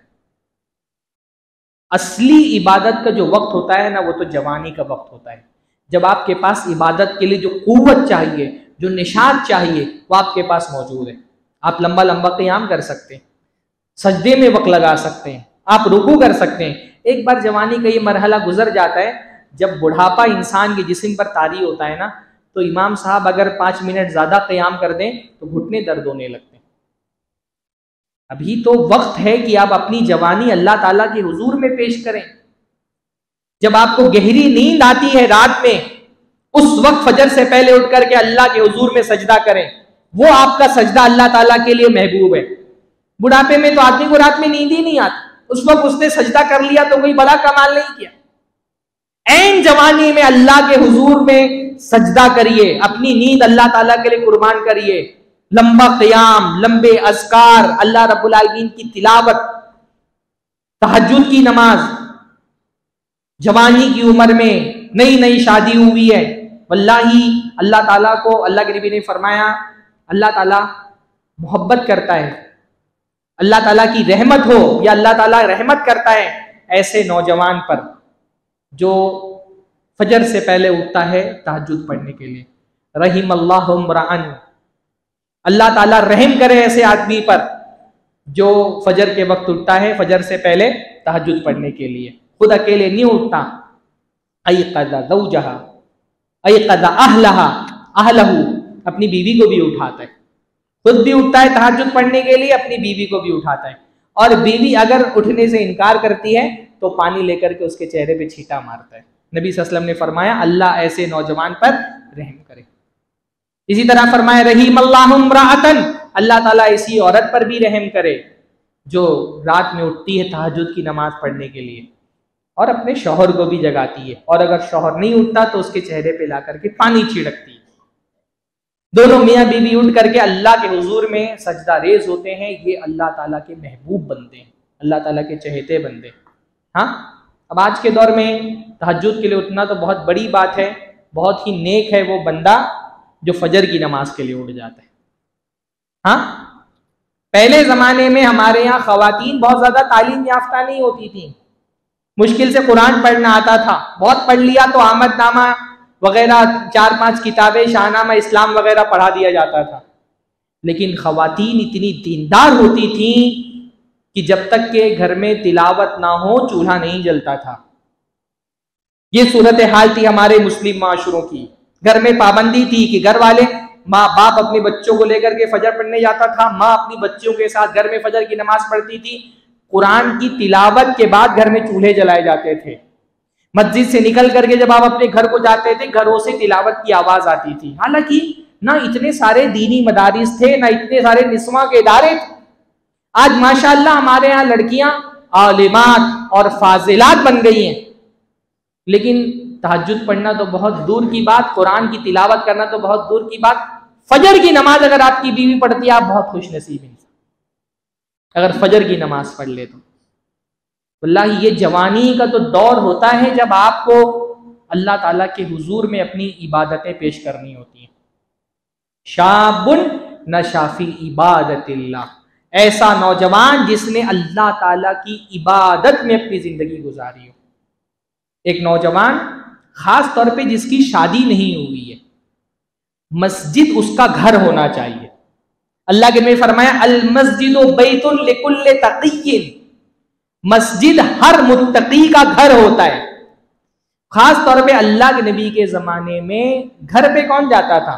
वो जिनकी बीवी बच्चे होते थे। कुंवारे लोगों का घर मस्जिद ही होती थी। मस्जिद का सही तस्वुर यह कि उसके दरवाजे कभी भी मुसल्लियों के लिए बंद नहीं होने चाहिए। 24 घंटा दरवाजा, अल्लाह के नबी की मस्जिद नबी का दरवाजा 24 घंटा नमाजियों के लिए खुला रहता था। और कुंवारे लोग वो तो मस्जिद के अंदर ही रहते थे। मोमिन बनने के लिए मस्जिद उसका घर है। जैसे एक आदमी को अपने घर में पहुंच करके सुकून मिलता है ना, मोमिन बंदा मस्जिद में आता है ना, उसको सुकून मिलता है। एक नौजवान, उसका दिल मस्जिद में ऐसा लगता है कि वो मस्जिद से बाहर नहीं जाना चाहता। इसलिए अल्लाह के नबी सल्लल्लाहु अलैहि वसल्लम ने उसी हदीस में क्या फरमाया, अल्लाह अपने अर्श के नीचे जिन लोगों को जगह देगा उसमें से कौन होगा? रजुलुन क़ल्बुहु मुअल्लकुम बिल मसाजिद, एक ऐसा नौजवान जिसका दिल मस्जिद में ही अटका रहता है। वो मगरिब की नमाज पढ़ने के लिए मस्जिद में आया है, उसका दिल नहीं कहता कि मस्जिद छोड़ करके जाए। मजबूरी में छोड़ करके जाता भी है तो दिल अपना मस्जिद में छोड़ देता है। दिल मस्जिद में छोड़ के जाता है, इंतजार करता रहता है कि कब दोबारा नमाज का वक्त आए और मैं मस्जिद में पहुंचूं। हमारी मस्जिदों में ये बहुत अफसोस की बात है कि अगर अफराद दिखते भी हैं तो उसमें बुजुर्ग हजरात की तादाद ज़्यादा होती है, नौजवान खाल खाल मस्जिदों में दिखाई देते हैं। हालांकि नौजवान हमारे मुआशरे का एक बड़ा हिस्सा है। नौजवान को तो खुसूसी तौर पे उठ करके मस्जिद में आना चाहिए, फजर की नमाज में उसको दिखना चाहिए। तो एक मोमिन बंदा अल्लाह ताला से उसका सबसे करीबी ताल्लुक जवानी के मरहले में होता है। जवानी का ये मरहला, ये आपके लिए इम्तिहान है, और इसमें सबसे बड़ा इम्तिहान ये है कि अल्लाह ताला से अपना ताल्लुक मजबूत करें। इसी तरह से जवानों का तीसरी बहुत बड़ी जिम्मेदारी ये है कि आप एक उम्मत का हिस्सा हैं जिस उम्मत को अल्लाह ताला ने खैर उम्मत करार दिया है।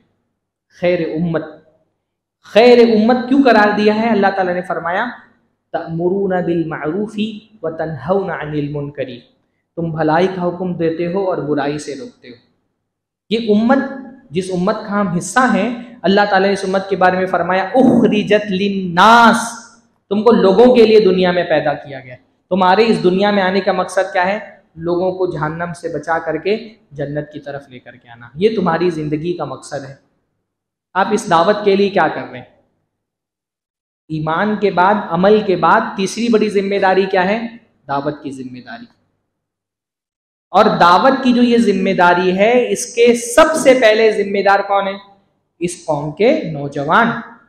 कोई भी तहरीक जब उठती है ना, तो उस तहरीक का सबसे बड़ी ताकत कौन होते हैं? उस तहरीक के नौजवान। अल्लाह के नबी सल्लल्लाहु अलैहि वसल्लम जब अपनी दावत को लेकर के खड़े हुए, अल्लाह के नबी सल्लल्लाहु अलैहि वसल्लम के पीछे खड़े होने वाले जितने बड़े लोग थे वो कौन थे? जो जवानी के मरहले में थे। हजरत उमर, हजरत अबू बकर, हजरत अली, हजरत अब्दुर्रहमान इब्न औफ, सारे अजीम सहाबा की फहरिस्त आप निकालेंगे तो देखेंगे अल्लाह के नबी सल्लल्लाहु अलैहि वसल्लम जब तौहीद की दावत लेकर के खड़े हुए, जो मक्का की बुजुर्ग और बूढ़े लोग थे ना, उन्होंने अल्लाह के नबी का इनकार किया। साथ किन लोगों ने दिया? जो जवानी के मरहले में थे। जवानी का मरहला जोश का मरहला होता है, हरकत का मरहला होता है, उसमें आदमी मुतहर्रिक होता है। इसलिए अगर कोई तहरीक उठी तो उस तहरीक की ताकत असल में उस मुआशरे के नौजवान लोग होते हैं। ऐसा नहीं कि बुजुर्गों की अहमियत नहीं है। किसी भी कौम के जो बुजुर्ग होते हैं ना, वो कौम का दिमाग होते हैं, और जो जवान होते हैं वो कौम की रीढ़ की हड्डी होते हैं, कौम का दस्तोबाजू होते हैं। जिस्म को मुकम्मल तौर पे अगर काम करना है तो क्या जरूरी है? जिस्म की ताकत और दिमाग दोनों का कॉम्बिनेशन अच्छा होना चाहिए। बुजुर्ग हजरात के पास दुनिया के तजर्बात होते हैं, अक्ल होती है, बीनाई होती है, समझदारी होती है, उन्होंने जमाने के रुख को देखा होता है, उनकी अक्ल होती है, उनका तजर्बा होता है, और जवानों की ताकत होती है। बुजुर्गों की तजर्बा और जवानों की ताकत, जब इन दोनों का एक बेहतरीन कॉम्बिनेशन बनता है, तब जाकर के कोई कौम आगे बढ़ती है। तो बुजुर्गों की अपनी अहमियत है, लेकिन कोई भी तहरीक बगैर जवानों के कामयाब नहीं होती। अल्लाह के नबी सल्लल्लाहु अलैहि वसल्लम भी जब दावत का ये पैगाम लेकर के उठे, अल्लाह के नबी सल्लल्लाहु अलैहि वसल्लम का साथ नौजवानों ने दिया। हर जमाने में जो भी दुनिया के अंदर इनकलाब आया, उस इनकलाब को लाने वाले कौन थे? उस माशरे की, उस कौम के नौजवान अफराद। तो ये एक नौजवान को फिक्र होनी चाहिए कि अल्लाह ताला ने कितनी बड़ी जिम्मेदारी आपके कंधों पे डाली है। अल्लाह ने फरमाया तुम सबसे बेहतरीन उम्मत हो। क्यों? क्योंकि तुमको लोगों के लिए पैदा किया गया। ये कुफ्र करने वाले, शिर्क करने वाले, बिदअत करने वाले अपने कुफ्र, शिर्क और बिदअत से जहन्नम के रास्ते पर चल रहे हैं। इनको जहन्नम से बचाने की फिक्र करने की जिम्मेदारी आपकी है। वल्लाही जिस दिन हमको अपनी जिम्मेदारी का एहसास हो जाएगा ना, हमारी रातों की नींद उड़ जाएगी कि अल्लाह ताला ने कितना बड़ा काम हमारे जिम्मे डाला है। वो काम जो रसूलों का काम था, अल्लाह ताला ने वो काम अभी इस उम्मत के सर पे डाला है, लोगों को जहन्नम से बचाने का काम। तो जिस नौजवान का ये काम था कि वो लोगों को जहन्नम से बचाए, उसकी फिक्रमंदी इस बात को लेकर के है कि मैं कितनी खूबसूरत से खूबसूरत सेल्फी ले लूं। हमारा नौजवान, जिसको इस बात की फिक्र होनी चाहिए थी कि ये इंसानियत जहन्नम में जा रही है, मैं फिक्र करूं कि कैसे इसको जहन्नम के रास्ते से बचाऊं, उस नौजवान की सबसे बड़ी टेंशन क्या है कि मैं 30-40 सेल्फी ले लूं और उसमें से कोई एक सेल्फी सिलेक्ट करूं ताकि उस पर ज्यादा से ज्यादा लाइक्स मिल सके। हमारी जिंदगी का मकसद लाइक्स बटोरना रह गया कि ज्यादा से ज्यादा लाइक्स ले लूं मैं। हाँ, जिसको लोगों को जन्नत का रास्ता दिखाने का काम करना था, वो इंस्टाग्राम पे बैठ करके मुजरे कर रहे हैं, डांस कर रहे हैं। ये इस उम्मत का नौजवान है।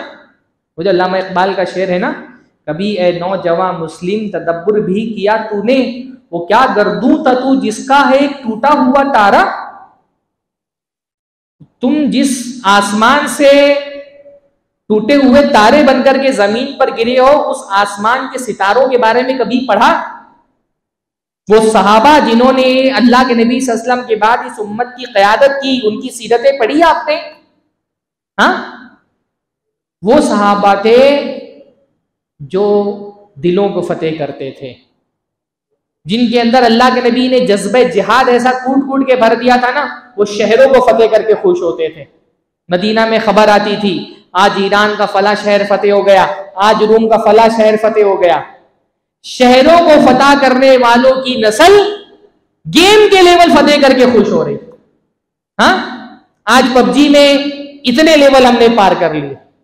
हमको अल्लाह ताला ने इंसानियत को रेस्क्यू करने के लिए भेजा था, हम पबजी में गन लेकर के किसी लड़की को रेस्क्यू कर रहे हैं। ये हमारा काम रह गया।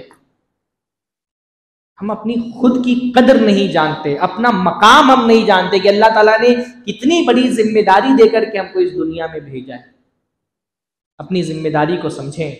आज हम उम्मत के हालात का रोना रोते हैं ना, उम्मत की ये हालात क्यों है? क्योंकि हमने अपनी जिम्मेदारी अदा नहीं की, दावत की। अल्लाह के नबी सल्लल्लाहु अलैहि वसल्लम ने फरमाया, लतअमुरुन्न बिल मारूफी व लतनहवुन्न अनिल मुनकरी। तुम लाजिम है कि लोगों को भलाई का हुक्म दो और बुराई से रोको, वरना रब्बुल आलमीन अपना अजाब तुम्हारे सरों पे मुसल्लत कर देगा। सुम्मा तदऊनहु फला युस्तजाबु लकुम।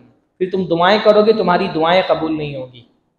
इस उम्मत पे अल्लाह का अजाब जलजले और सैलाब की शक्ल में नहीं आ रहा। इस उम्मत पे अल्लाह ताला के अजाब की एक शक्ल क्या है कि अल्लाह जालिम हुक्मरानों को हमारे सरों पे मुसल्लत कर देगा। अल्लाह के नबी सल्लल्लाहु अलैहि वसल्लम ने फरमाया, वलम यनखुज़ु अहदल्लाहि व रसूली। जब कोई कौम अल्लाह से किया गया वादा तोड़ देती है, इल्ला सल्लल्लाहु अलैहिम अदुव्वुहुम मिन गैरिहिम, तो अल्लाह ताला ऐसी कौम पर अपने दुश्मनों को मुसल्लत कर देता है। ये जो हम रोना रोते हैं अपने सियासी मसाइल का, ये जो पिछले कुछ सालों से सूरत हाल ये कि कभी हमारी शहरियत को मशकूक कर दिया जाता है, कहीं हमारी मस्जिद तोड़ करके उस पर कोई शिरकिया इमारत तामीर कर दी जा रही है। अब तो सूरत हाल ये है कि हमारी मस्जिद, मदरसे, कब्रस्तान, सारी जो हमारी वक्फ की अमलाक है, जो मुसलमानों ने अपने खून पसीने से बना करके, बहा करके बनाई है, सबको शक के घेरे में लाया गया है। ये दुश्मन मुसलमानों से उनके सरमाए छीन लेते हैं। क्यों? क्योंकि तुमने अल्लाह के रसूल से किया गया वादा नहीं निभाया।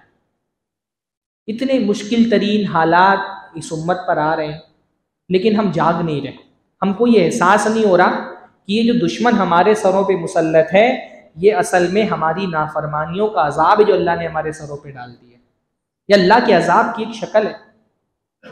ये पिछले 10-15 सालों से जो हालात हैं इस मुल्क के, मैं मुसलसल ये देख रहा हूँ, इतने मुश्किल तरीन हालात में भी मुसलमानों की मस्जिद में एक सफ नमाजी नहीं बढ़े कि बढ़े। ऐसा हुआ है 10-15 सालों में भाई मुसलमानों में एक सफ नमाजी, 5% लोगों को भी एहसास हो गया कि अल्लाह ताला का अजाब है। और जब अल्लाह ताला अपना अजाब किसी कौम पर भेजता है तो इंसान का काम क्या होता है? अल्लाह ताला ने फरमाया, फलौला इज़ जाअहुम बासुना तज़र्रऊ। जब हमारा अजाब आया था तो रोते गिड़गिड़ाते हमारे पास आते। जब अल्लाह अजाब भेजता है तो अल्लाह के हुजूर में हाजिर होना होता है। अल्लाह ने फरमाया, इस्ताईनु बिस्सब्रि वस्सलाह, सब्र और नमाज से अल्लाह ताला की मदद तलब करो। मुश्किल हालात में मस्जिद में आकर के अल्लाह के सामने सर झुकाना है, लेकिन हमारा नौजवान ख्वाब गफलत में पड़ा हुआ है। अल्लाह जब मुश्किल हालात हो ना तो इंसान को दावत के काम में तेजी लाना चाहिए, क्योंकि दावत से मुश्किल हालात कंट्रोल में आते हैं, अल्लाह की नुसरत और मदद आती है। अगर हम चाहते हैं कि ये उम्मत, खास तौर पे हिंदुस्तानी मुसलमान आज जिन मसाइल का शिकार है, अगर इन मसाइल से निजात चाहते हैं तो अपनी दावत के काम को तेज करना पड़ेगा। अल्लाह ने वादा किया है, इन तंसुरुल्लाह यंसुरुकुम, तुम अल्लाह की मदद करोगे तो अल्लाह ताला तुम्हारी मदद करेगा। वला यंसुरन्नल्लाहु मन यंसुरु, जो अल्लाह की मदद करता है अल्लाह लाजिमन उसकी मदद करता है। आप अगर चाहते हैं कि ये मुश्किल हालात आसान हो तो आपको क्या करना पड़ेगा? ईमान और अमल के साथ साथ दावत में मेहनत करनी पड़ेगी। माशाअल्लाह ये दीनी दर्स के हल्के, ये भी दावत का काम है। जुम्मा की खुतबे दावत है, हमारे ये मदरसे की दावत का एक मरहला है। इंडिविजुअल लोगों को दीन की दावत देना, कुफ्र और शिर्क से उनको निकाल करके तौहीद और इताअत के रास्ते पर लाना, ये सारा दावत का काम है। अल्लाह के नबी सल्लल्लाहु अलैहि वसल्लम जब मदीना में आए ना, तो अल्लाह के नबी सल्लल्लाहु अलैहि वसल्लम को और सहाबा किराम को मुसलसल ये खौफ था कि कहीं ऐसा ना हो कि रात में कोई आदमी अल्लाह के नबी के घर में घुस करके अल्लाह के नबी सल्लल्लाहु अलैहि वसल्लम का कत्ल कर दे। तो अल्लाह के नबी सल्लल्लाहु अलैहि वसल्लम के घर के बाहर मुसलसल 2 सहाबी पहरा देते थे मदीना में आने के बाद, ताकि रात में कोई अल्लाह के नबी सल्लल्लाहु अलैहि वसल्लम के घर में अचानक दाखिल होकर के अल्लाह के नबी सल्लल्लाहु अलैहि वसल्लम को कत्ल ना कर दे। कई सालों तक के ये पहरा का रिवाज रहा, यहाँ तक कि अल्लाह ताला ने कुरान मजीद में आयत नाजिल फरमाई अल्लाह के नबी सल्लल्लाहु अलैहि वसल्लम के लिए। अल्लाह ताला ने फरमाया या अय्युहर रसूलो बल्लिग मा उन्ज़िला इलैका मिर रब्बिक, ए रसूल जो दीन अल्लाह ताला ने आप पर नाजिल किया है आप लोगों तक पहुंचा दे। वइल्लम तफ़अल फमा बल्लग़्ता रिसालतह, अगर आपने ये काम नहीं किया तो आपने अपनी रिसालत का हक अदा नहीं किया। वल्लाहु यासिमुका मिनन नास, और अल्लाह आपको लोगों से बचाएगा। आप अल्लाह के दीन की तबलीग का काम करें, आपकी हिफाजत की जिम्मेदारी अल्लाह की है। जब ये आयत नाजिल हुई ना, अल्लाह के नबी सल्लल्लाहु अलैहि वसल्लम ने अपने दरवाजे से पहरेदारों को हटा दिया, कहा अब तुम हट जाओ, मैं अल्लाह के दीन का काम करूंगा, मेरी हिफाजत की जिम्मेदारी अल्लाह ने ले ली। आज अगर आप चाहते हैं कि जो दुश्मन हमारे सरों पे मुसल्लत है अल्लाह ताला उनके मुकाबले में हमारी मदद फरमाए, तो हमको क्या करना पड़ेगा? अल्लाह के दीन की दावत का काम करना पड़ेगा। और दावत के इस काम में पहली बड़ी जिम्मेदारी इस उम्मत के नौजवानों की है, उनको आगे बढ़ करके और ये जिम्मेदारी अपनी अदा करनी पड़ेगी। इसी तरह से हमारे नौजवानों का मतलब दीन से दूर हैं, ये तो मसला है हमारे नौजवानों का, लेकिन हमारे नौजवानों का ये भी मसला है कि ये दीन से भी दूर है और दुनिया से भी दूर है। एक मुस्लिम नौजवान वो दीन के तकाजे भी पूरी करता है और दुनिया के तकाजे भी पूरे करता है। वो इबादतें करके सवाब भी कमाता है और मेहनत करके माल भी कमाता है। हमारे नौजवान दोनों मैदानों में फेल है, ना तो ये मस्जिद में दिखाई दे रहे हैं, ना तो ये बाजार में दिखाई दे रहे हैं। काहिली, कामचोरी, बेरोजगारी, काहिल घर में पड़ा रहना, अपने माँ बाप के सर पर बोझ बना रहना, ये हमारे नौजवानों की बहुत सारे इलाकों में शनाख्त बन गई है। बहुत सारे नौजवानों को देख रहा हूं, बाप बेचारा बूढ़ा हो गया है, जिस्म जो है ना चमड़ियां उसकी झुलस के और ढल गई हैं, उसकी जिस्म की नसें जाहिर हो गई हैं, उसके अंदर अब काम करने की ताकत नहीं बची। घर में मुस्तंडा ताकतवर नौजवान बेटा मौजूद है, लेकिन पड़ा हुआ है, रात रात भर पबजी खेलता है और दिन दिन भर सोता है, दोपहर में उठता है, बाप के जेब से पैसा निकाल करके अपनी अय्याशियों के लिए निकल जाता है। उसको शर्म नहीं आती, 20 साल 25 साल की उम्र में भी उसका हाथ अपने बाप के सामने फैला रहता है, बोझ बने हुए अपने माँ बाप पे। ऐसे भी नौजवान हमारे माशरे के अंदर मौजूद हैं। बाप बेचारा रिक्शा चला रहा है, ठेला खींच रहा है, अलग अलग हाथ गाड़ियां खींच रहा है, मुख्तलिफ तरह से अपना खून पसीना जला करके 4 पैसे कमा करके ला रहा है, अपना भी पेट भर रहा है, अपने नौजवान बेटे का भी पेट भर रहा है, और उस नौजवान को अपने बाप के सामने हाथ फैलाते हुए शर्म नहीं आती। ये दीन में पीछे है, ये तो मसला ही है, दुनिया में भी पीछे। ऐसा नौजवान अल्लाह ताला की नजरों में गुनहगार है। अल्लाह के नबी सल्लल्लाहु अलैहि वसल्लम ने फरमाया कफा बिल मरई इस्मन अन युज़य्या मन यकूत, आदमी के गुनहगार होने के लिए इतना काफी है कि जिनकी जिम्मेदारी अल्लाह ने उसके कंधों पे डाली थी माल कमा करके, जिनका नानो नफका, जिनका खर्चा उठाना था, उनको जाया कर दिया। हमको दीन तो कमाना है, दुनिया भी आपको कमानी। मुसलमान दीन में भी कामयाब होता है, दुनिया में भी कामयाब होता है। माल कमाना हमारे दीन के अंदर इबादत है, माल कमाना। अल्लाह के रसूल सल्लल्लाहु अलैहि वसल्लम ने एक सहाबी को, सहाबा कराम साथ में बैठे हुए थे, एक सहाबी को देखा, बड़े हट्टे कट्टे तंदुरुस्त, सामने से गुजरे तो सहाबा ने कहा क्या ताकतवर आदमी है ये, लो खरज फी सबीलिल्लाह, अगर ये आदमी अल्लाह के रास्ते में निकलता, जिहाद करता तो कितना बेहतर होता। इतना ताकतवर और इतना जो है वो लहीम शहीम बंदा अगर ये दुश्मनों से जंग करता तो उनकी सफ़े उलट पुलट करके रख देता। सहाबे कराम ने तमन्ना की लो खरज फी सबीलिल्लाह, काश ये अल्लाह के रास्ते में जिहाद भी निकला होता। अल्लाह के रसूल सल्लल्लाहु अलैहि वसल्लम ने फरमाया कि अगर ये बंदा घर से बाहर निकला है ताकि पैसा कमा करके अपने बूढ़े माँ बाप की किफालत करे, ये अल्लाह के रास्ते में जिहाद में निकला है। लौ खरजा यसआ अला औलादिही सिगारन फहुवा फी सबीलिल्लाह, अगर ये घर से बाहर निकला है ताकि मेहनत से कमाए और अपने बच्चों का पेट भरे, ये अल्लाह के रास्ते में जिहाद में निकला है। लौ खरजा यसआ अला नफ्सिही यईफुहा, अगर ये इसलिए निकला है कि पैसा कमा करके अपनी जात पर खर्च करे ताकि किसी के सामने हाथ ना फैलाना पड़े, ये अल्लाह के रास्ते में जिहाद में निकला है। हमारे दीन में माल कमाना भी जिहाद है। हमारा दीन अल्हम्दुलिल्लाह खानकाही दीन नहीं है जो ये कहता है कि आ करके इस्लाम कबूल करने के बाद अपने आप को मस्जिद में बंद कर लो और अल्लाह अल्लाह करते रहो। हमारा दीन कहता है अजान हो मस्जिद में आकर के नमाज पढ़ो, अजान खत्म हो जाए तो क्या करो, इज़ा कुज़ियतिस सलाह, नमाज खत्म हो जाए तो क्या करो, इज़ा कुज़ियतिस सलाह फंतशिरू फिल अर्दी वब्तगू मिन फज़लिल्लाह, जब नमाज खत्म हो जाए जमीन पर फैल जाओ और अल्लाह ताला का फजल तलाश करो। इसलिए जब मस्जिद से बाहर निकलते हैं तो क्या दुआ पढ़ते हैं, अल्लाहुम्मा इन्नी अस्अलुका मिन फज़लिक, अल्लाह ताला मैं तुझसे तेरा फजल चाहता हूं। फजल से मुराद यहां पे क्या है, माल, पैसा भी कमाओ, मस्जिद में आकर के सवाब कमाओ और बाजार में जाके पैसा भी कमाओ। हमारे अल्लाह के नबी सल्लल्लाहु अलैहि वसल्लम के बारे में कभी आपने नहीं सुना होगा कि कोई साहबी ईमान लाए, अल्लाह के रसूल सल्लल्लाहु अलैहि वसल्लम ने कहा चलो अब मस्जिद में बंद हो जाओ और जाओ बस इबादत ही करते रहो। हमारा दीन अल्हम्दुलिल्लाह जोगीपन वाला दीन नहीं है कि कहीं पहाड़ पे चले जाओ, जंगल में चले जाओ, संन्यास ले लो और बस वहीं पर इबादतों में लगे रहो। हमारा दीन कहता है इबादत के वक्त अल्लाह का अदा करो, इबादत खत्म हो जाए बाजार में जाकर के माल कमाओ। हमारे दीन में फकीरी कोई अच्छी चीज नहीं है, बेरोजगार रहना कोई अच्छी चीज नहीं है। हाँ, अल्लाह के रसूल सल्लल्लाहु अलैहि वसल्लम तो फकीरी से पनाह मांगते थे ना, अल्लाह के नबी अपनी दुआओं में फकीरी से पनाह मांगते थे। कोई दुआ याद है फकीरी से पनाह मांगने की? फकीरी से पनाह मांगने की क्या दुआ है, किसी को तो याद होगी।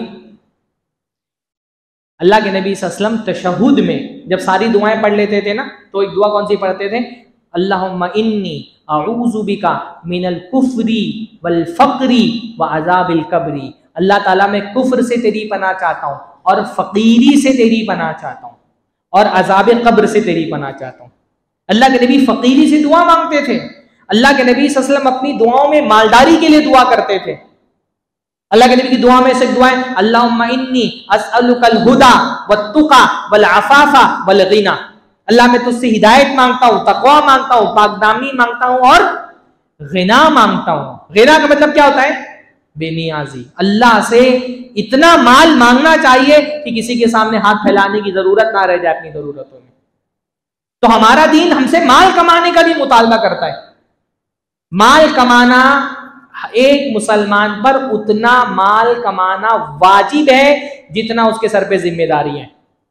हमारे नौजवानों का ये बहुत बड़ा मसला है, दीन भी नहीं कमा रहे, माल भी नहीं कमा रहे। शादी होने जा रही है, बैठे हुए हाथ पे हाथ धरे हुए। क्यों भाई, आपकी शादी हो रही है, घर बसा रहे, आपकी जिम्मेदारी है ना, आपकी बीवी आ रही है, उसके लिए अपने घर का बंदोबस्त करें, घर के सामान का बंदोबस्त करें। नहीं, सारा जोर सारा सहारा ससुराल वालों पर है। बीवी आएगी, पलंग ससुराल वाले देंगे, कबर्ड ससुराल वाले देंगे, फ्रिज ससुराल वाले देंगे, टीवी ससुराल वाले देंगे, प्लेटें ससुराल वाले देंगे। ये हमारी एक नौजवान की मर्दानगी पर सबसे बड़ा धब्बा जो है ना वो जहेज है। मर्दानगी किसको कहते हैं?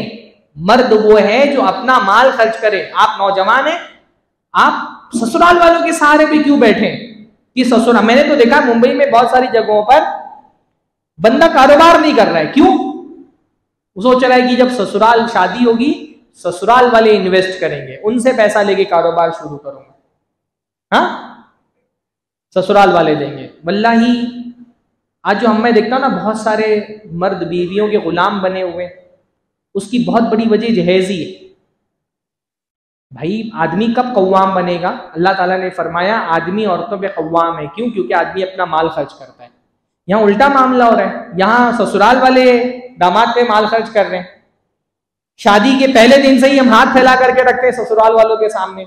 हाँ, मुझे कपड़ा चाहिए, मुझे गाड़ी चाहिए, मुझे फ्लैट चाहिए, मुझे इतना लाख रुपया चाहिए। जब आपका हाथ ससुराल वालों के सामने, बीवी के सामने फैला हुआ है शादी के पहले दिन से ही, तो आपके अंदर कैसे मर्दानगी पैदा होगी? अल्लाह ने फरमाया वबिमा अनफक़ू मिन अम्वालिहिम, मर्द अपना माल अपनी बीवियों पे खर्च करता है। ख़व्वाम वो है जो अपना माल अपनी बीवियों पे खर्च करे। हमारे यहाँ तो सूरत हाल ये है कि हम अपनी बीवी के दिए हुए पलंग पे सो रहे हैं, उसके लाए हुए कबर्ड में अपना कपड़ा रख रहे हैं, उसके दिए हुए बर्तन में खा रहे हैं, मिक्सर उसका, वॉशिंग मशीन उसकी, फ्रिज उसका, कपड़े उसके, उसकी दी हुई गाड़ी पे सफर कर रहे हैं। एंड शादी के दिन जो कपड़ा पहने होते हैं वो ससुराल वालों ने दिया होता है। यूपी वगैरह में तो अंडरवेयर भी देते हैं ससुराल वाले, रिसेप्शन के दिन अंडरवेयर का भी साइज पूछ करके देते हैं बरी में। जब सब कुछ बीवी से मांग करके पहनोगे तो कहां से तुम्हारे अंदर मर्दानगी पैदा होगी? पूरा डिपेंड होकर जहेज ने हमारे नौजवानों को नाकारा बना दिया, इनको फिक्र ही नहीं कुछ करने की, क्योंकि पता है कि सब ससुराल वाले देने वाले। अपना पैसा कमाओ। हमारे दीन में अपनी बीवी को आप एक लुकमा खिलाते हैं ना, उस एक लुकमे पर भी अल्लाह ताला सवाब देता है। आप अल्लाह ने फरमाया वो लुकमा जो तुम अपनी बीवी के मुंह में डालते हो उस पर भी अल्लाह ताला सवाब देता है। मर्द हो तो मर्द बनो। अल्लाह के नबी ने फरमाया अगर तुम्हारे पास 4 दीनार हो, 1 दीनार तुम अल्लाह के रास्ते में जिहाद में सदका कर दो, 1 दीनार से गुलाम आजाद कर दो, 1 दीनार किसी यतीम को दे दो और 1 दीनार अपने घर वालों पे खर्च करो। सुनन नबी दाऊद की सही रिवायत है। 4 दीनार थे आपके पास, 1 अल्लाह के रास्ते में जिहाद में दे दिया, 1 यतीम को सदका कर दिया, 1 से गुलाम आजाद कर दिया, 1 दीनार अपने घर वालों पे खर्चा किया।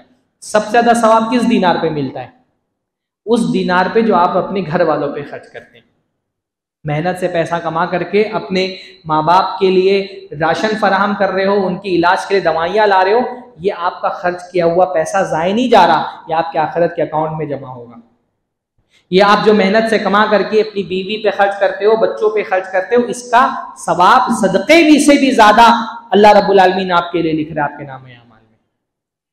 तो ये सिर्फ दीन कमाना हमारी जिम्मेदारी नहीं है, दुनिया कमाना भी हमारी जिम्मेदारी है। हमारे नौजवानों को जिस तरह अपना वक्त अल्लाह ताला की इबादत में लगाना है, वैसे ही अपना वक्त तिजारत में लगाना है, अपना विजन बड़ा करना है, लोगों पे डिपेंड नहीं रहना है। हिंदुस्तान में ख़ास तौर पे इस वक्त जो सूरत हाल है, इसमें अगर इन सियासी मसाइल में हम अल्लाह ताला की नुसरत चाहते हैं, अपने अकीदे पे तो मेहनत करनी है, इबादतों पे मेहनत करनी है, अपनी मईशत को भी इंशाअल्लाह ताला मजबूत करना है। हिंदुस्तान में इस वक्त जिस किस्म के सियासी मसाइल आवाम के जरिए अवाम के लिए, ये गलत बात है। डेमोक्रेसी असल में किसको कहते हैं? Government of the capitalist, by the capitalist, for the capitalist. पैसे वालों की हुकूमत पैसे वाले ही बनाते, पैसे वालों के लिए ही बनाई जाती है। सरमायादारों की हुकूमत सरमायादारों के जरिए सरमायादारों के लिए। इसीलिए डेमोक्रेसी में इससे फर्क नहीं पड़ता कि आपकी कम्युनिटी के हाथ में वोट कितना है, ये अहम होता है कि आपकी कम्युनिटी वालों के पास नोट कितना है।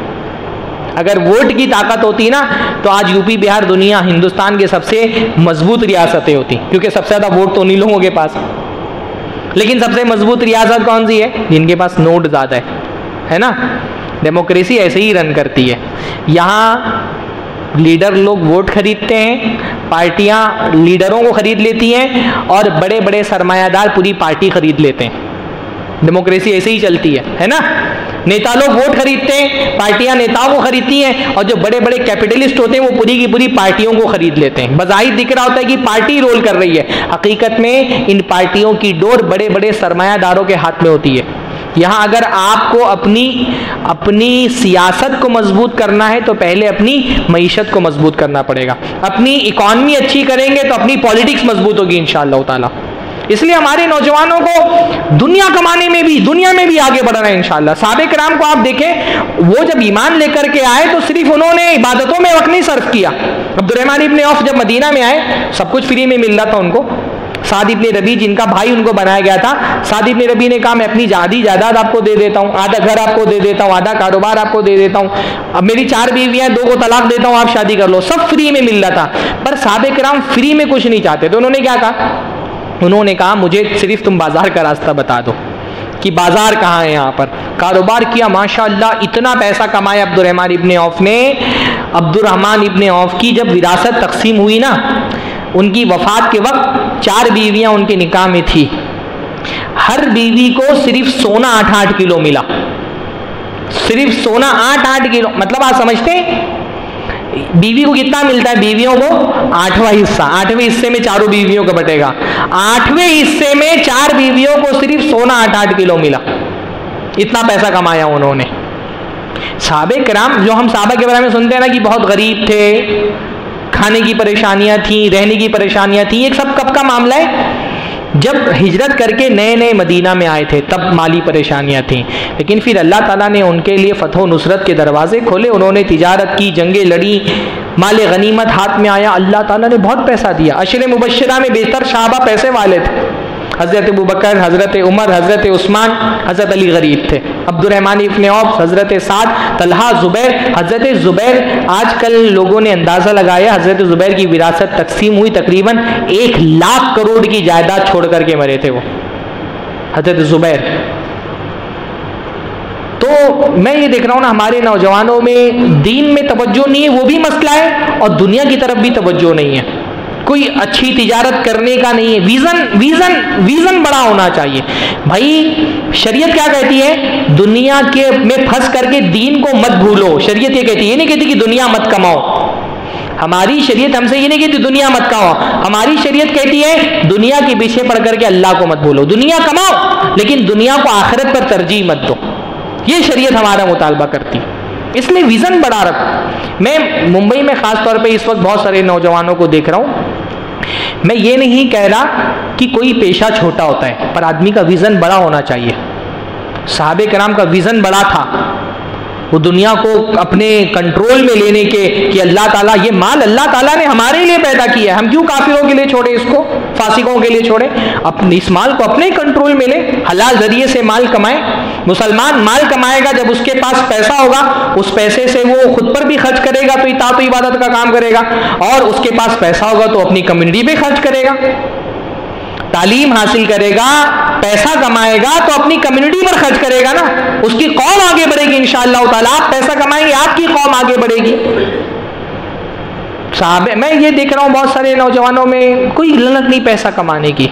हाँ, तालीम हासिल करने का कोई शौक नहीं, 10वीं से पहले फेल हो जा रहे हैं, 12वीं में जाकर के ड्रॉप आउट हो जा रहे हैं। कोई मतलब दुनिया में भी तरक्की करने की कोई चाहत नहीं है। उससे पूछो भाई तुम्हारा ड्रीम जॉब क्या है, तो उसको जोमेटो का डिलीवरी बॉय बनना है या उबर की गाड़ी चलाना है। मतलब मैं ये नहीं कह रहा कि ये कोई निचला पेशा है, लेकिन आदमी को सोच तो बड़ी रखनी चाहिए। हाँ, उसका ड्रीम जॉब ये बन गया कि उसको डिलीवरी बॉय ही बनना है, बस खाना ला करके गाड़ी, वो गाड़ी भी खुद नहीं खरीदे, ससुराल वाले बाइक देंगे, उस पर जाकर के जोमेटो में फूड डिलीवर करेगा या उबर चलाएगा। भाई सोच बड़ी रखो। सहाबे किराम की सोच बड़ी थी। हाँ, हज़रत ज़ुबैर के पास जब लोग आते थे अमानत रखने के लिए ना, तो वो कहते थे कि अमानत मत रखो मेरे पास, अमानत रखोगे ज़ाय हो जाएगी, मुझे उसका जिम्मेदार बनना पड़ेगा। तुम जो पैसा मेरे पास रख रहे हो मैं बतौर कर्ज ले लूँ, कर्जा दे दो मुझे। हाँ, फिर कर्जा लेकर के उसको इन्वेस्ट कर देते थे कारोबार में, तो जब कोई लेने आता तो दे भी देते थे वापस। तो इतना उन्होंने इन्वेस्ट किया, मैंने बताया 1000 करोड़ के करीब उनका विरासत तकसीम हुई। हर जगह ज़मीनों में इन्वेस्ट किया हुआ था उन्होंने। तो जब उनकी वफात के बाद उनका पूरा जो सरमाया था, जब वो काउंट किया गया तो करोड़ों में उनकी जायदाद थी। सोच बड़ी थी सहाबे किराम की। हमारे नौजवान दीन से भी दूर है, ना मस्जिद में दिखाई देते हैं ना बाजार में दिखाई देते हैं। ये बहुत बड़ा मसला है हमारे लिए। तो दोनों चीज़ें कमाना है, दीन में भी मेहनत करनी है, अपना अकीदा भी मजबूत करना है, अमल पे भी मेहनत करनी है, इल्म भी हासिल करना है, और दुनिया में भी इंशाअल्लाह ताला तरक्की करना है। दुनिया के एतबार से भी अपने आप को मजबूत करना है, दीन के एतबार से भी अपने आप को मजबूत करना है। बहरहाल ये नौजवानों के लिए मुख्तसर सी कुछ नसीहतें थी। अल्लाह ताला हमारे नौजवानों को दीन की भी हिदायत दे, दुनिया की भी हिदायत दे। हर तरह के मसाइल जो इस उम्मत पर इस वक्त जिसके बादल छाए हुए हैं, अल्लाह ताला इन बादलों को छाट दे हमारे सरों से। अपनी नुसरत और फ़तेह अल्लाह रब्बुल आलमीन हम पर नाजिल फरमाए। दुनिया में जहाँ कहीं भी मुसलमान मज़लूम है, अल्लाह रब्बुल आलमीन ज़ालिमों को तबाह व बर्बाद करे, मज़लूमों को अपनी फ़तह नुसरत से नवाजे।